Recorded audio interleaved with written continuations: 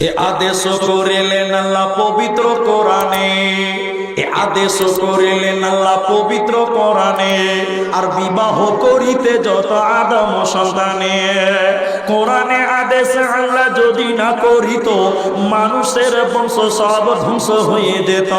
কিন্তু হাই বর্তমানে হতেছে এমন, বেটির বিয়েতে বেটার বাপ নিচে কত পণ, কেহ সোনা দানা নিচে, কেহ টাকা করে, কেহ জমি জায়গা নিচে, কেহ নিচে বাড়ে, আরো কত বাবজি বলছে নিব না গোপন, বেটা বিটি সাজিয়ে দিক বিহাই আপন।